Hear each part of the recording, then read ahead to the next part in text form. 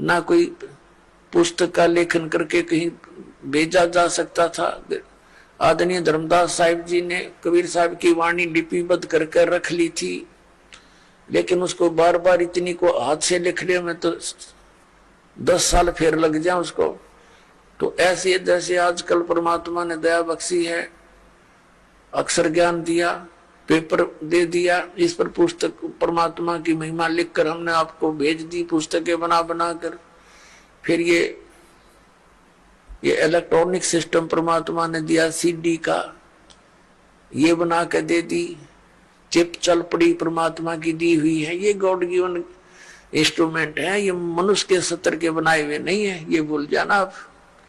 ये मनुष्य 4 युगों में यही था, एक रेडू के अंदर और 6 खच्चर जोड़ कर रथ बना के घसीटे अंडा करते, अरीवीसी कार बना ली, हवाई जहाज बना दी, और ये इंटरनेट बनवा दिए। ये परमात्मा के दिए हुए हैं, और इस काल ने इनका दुरुपयोग शुरू करवा दिया। इसमें फिल्म देखे, नाचे कूदे, समाज दूना बिगड़ गया। लेकिन अब सुधरेगा। यहाँ पर कोई भी पदार्थ है उसके गुण अवगुण दोनों चले, लेकिन हम अवगुणों को त्याग कर गुणों को ग्रहण करेंगे, हमें ज्ञान हो जाएगा। तो कहने का भाव यह कि 64 लाख शेष होना उस समय एक धानक के जुल्हे के, ये कोई बड़कों का खेल नहीं है, जिसको हम एक शूद्र कहते थे, एक कवि तक करके कवि कह के सीमित कर दिया था, फाइनल क्लोज कर दी थी उनकी फाइल को। अब वह फाइल फिर खुली उस भगवान की।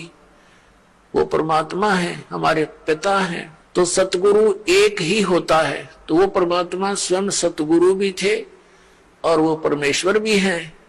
सतगुरु की भूमिका भी उन्होंने की, वो जगत गुरु भी वही है।